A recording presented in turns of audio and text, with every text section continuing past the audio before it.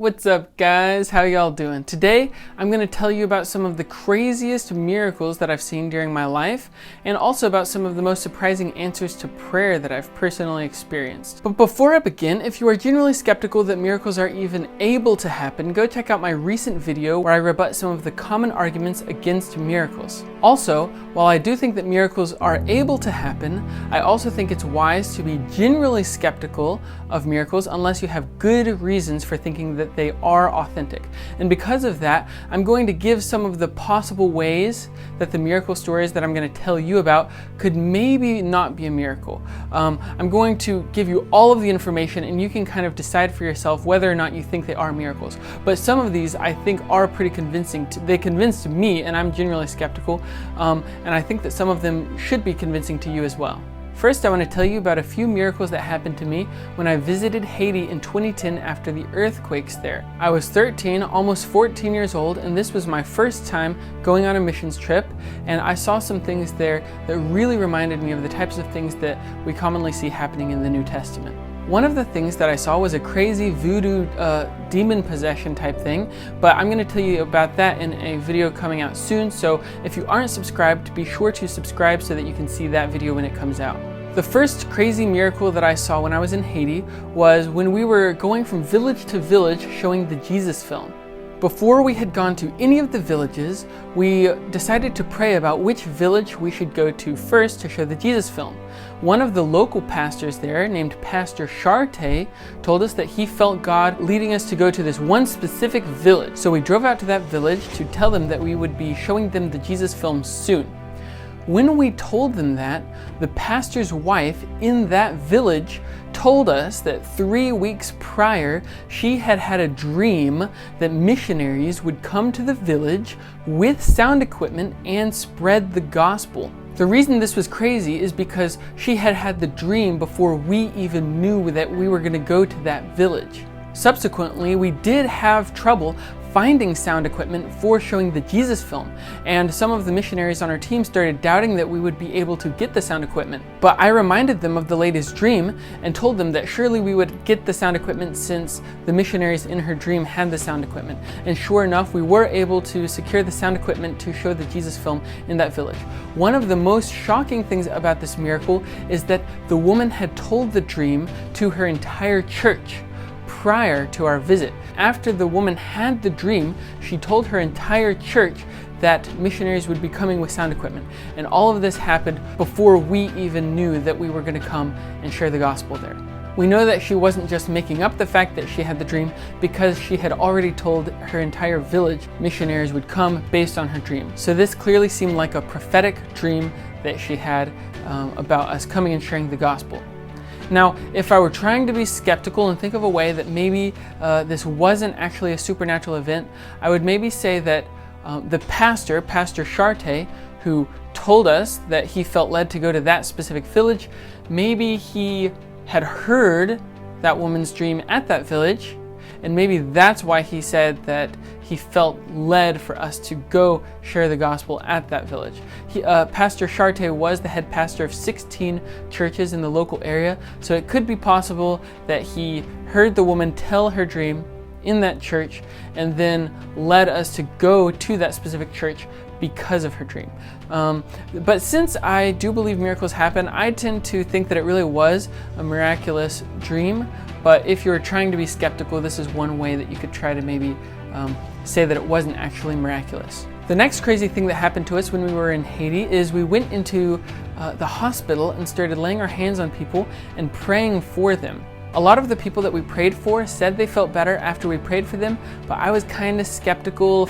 I felt like maybe they were just saying they felt better so that it wouldn't be awkward, or maybe they felt kind of pressured to say they were feeling better because of the situation. But then we came into one room where there was an older woman sleeping and a younger woman sitting with her. We asked the younger woman what was wrong with the older woman, and the younger woman said that the older woman was her mother and that her mother was not waking up. And so the pastor laid his hand on the older woman, and I saw while he was praying for her, her hand was starting to move a little bit. And then we left the room and prayed for some other people, but when we came back, the older woman had woken up. So this was clearly not some sort of placebo effect or them acting like they were healed because of the pressure, because the woman was asleep when we prayed for her. She wouldn't wake up, but then she did wake up after we prayed for her. Now, if I were trying to be skeptical and think of a way that this might not be a real miracle, I would maybe say that there must have been some sort of miscommunication, because we were using a translator. So maybe between the mother telling the translator what was wrong with the old woman and then the translator telling us, maybe we kind of got confused and thought that the old woman wouldn't wake up when maybe that wasn't really the problem. But from the information that I had, this clearly did seem like a miraculous event, and I think given the evidence, I think it's more likely that it really was a miracle than that it was some sort of mistranslation error. When we were in Haiti and we were showing the Jesus film to various villages, it seemed like every day the devil was trying to stop us. There would be some sort of problem that would come up that would almost stop us from being able to show the Jesus film, but then at the last minute it would get resolved. One example of this was when we were trying to show the Jesus film, but the generator to power the projector was not working, and we couldn't get it to work, and so finally we decided to pray. And I remember this, as we prayed, the very second that the person praying said amen, literally in the middle of his word, amen, the generator started. It was crazy because of the timing. The timing was so exact that it seemed like it was clearly an answer to prayer. Another cool answer to prayer I've seen was actually when I was in high school. I was talking to my atheist friend. We often talked back and forth about atheism and Christianity, and I always tried to give her evidence to become a Christian. Well, one day she came in and she told me that she had just remembered that she was supposed to give a speech that day because it was debate class, and she was not prepared to give a speech. I told her that we should just pray that the speech would get canceled. And it was kind of a long shot because this teacher was very strict. I've been in the same situation before with this teacher, and I begged her to kind of postpone my speech, but she refused. And so this teacher was known for being kind of ruthless and strict with assignments. So I thought it was a long shot, but I said, let's just pray and see what happens. And so I prayed with the atheist. I said, God, please help her not have to give her speech today. And then soon after that, when it was time for her to give her speech, the teacher had forgotten about the speech as well. And the teacher realized that she wasn't ready to have the student give the speech, and so she said, let's cancel that for today. So that was kind of a cool answer to prayer because it really surprised my atheist friend. Another kind of cool prophetic dream that I've seen happen was with one of my friends named Christy. She started telling me that she was having dreams that kept coming true. And I was like, what? And she couldn't think of any examples, but then sometimes I would do something and she was like, wow, that's exactly what happened in my dream. And I was like, well, that's interesting. But then one day she actually did tell me one of her dreams beforehand. She said that she had a dream that my brother and his ex-girlfriend would get back together on the 30th of a month. Now, my brother and his ex-girlfriend had broken up, and there wasn't even any clear signs that they would be getting back together. So it seemed unlikely that they would get back together, but she had a dream that they would not only get back together, but they would get back together on the 30th of a month. I didn't tell my brother or his ex-girlfriend about this dream because I wanted to see if it would actually come true without them knowing about it. I didn't want it to be kind of a self-fulfilled prophecy. I watched and waited, and eventually they did get back together, and it was on the 30th of a month.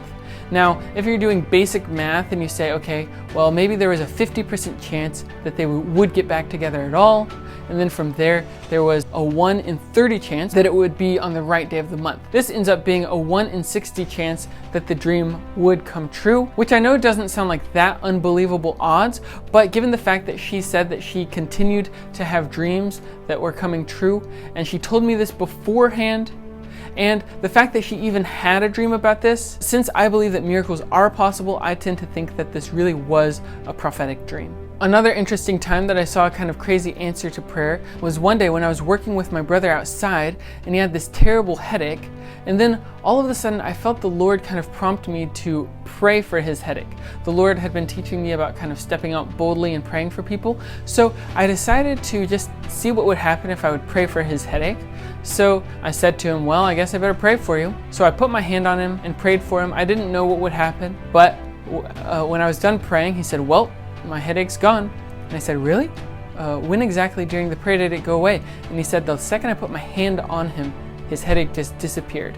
And we continued working and his headache was completely gone. It didn't seem like maybe it was a headache that kind of died out for a second. It was completely gone for the rest of the day. So that was kind of an interesting one. I know it's not like a crazy radical healing. To me, it was still just as clear that it seemed like it really was an answer to prayer. The next crazy answer to prayer was, to me, probably one of the most shocking ones. I used to work at this summer camp and they had a swim center that had 4 swimming areas. It had a long, lazy river. It had a splash pool that was really shallow. It had a plunge pool where all of the water slides ended. And it also had a volleyball pool. One night I was with the lifeguards and we were cleaning things up from the day. And then somebody came and told us that he had lost his wedding ring when he was swimming in the pools. And so the head lifeguard told us to look for his wedding ring. But the problem is it was already night. And so I tested and I swam down to the bottom of the pool to see how easy it would be to look for it. And you could only see like a tiny bit of pool. You'd have to like swim right next to the ground and kind of feel with your hands to look for it because it was so dark. But with 4 pools, including one of them being a really long, lazy river, it would have taken hours and hours, I estimated, to find his ring.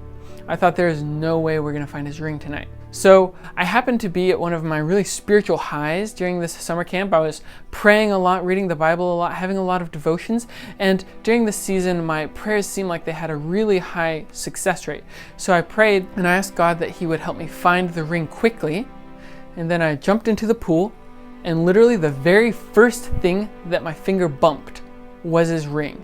The very first thing. It was so surprising that to me this was one of the clearest answers to prayer where I don't really have any ways of thinking about it where there might be some sort of naturalistic explanation. To me, it seems so improbable that I would have found it that quickly that it seems like the most logical explanation is that this really was an answer to prayer. One last cool answer to prayer that happened while I was working at this summer camp was my second day as a lifeguard. All of the kids were lining up at the gates to enter the swim center and I was super scared. I guess since I was a new lifeguard, I just didn't want anyone to get hurt under my watch. And so I prayed that God would help me keep all of the kids safe. And then the gates opened and hundreds of kids poured in. I was guarding the lazy river that day. And some of the kids, the very first kids to come to the lazy river, they actually didn't go in the front where they're supposed to go, but they kind of cut in to the lazy river from the side where they're technically not supposed to enter.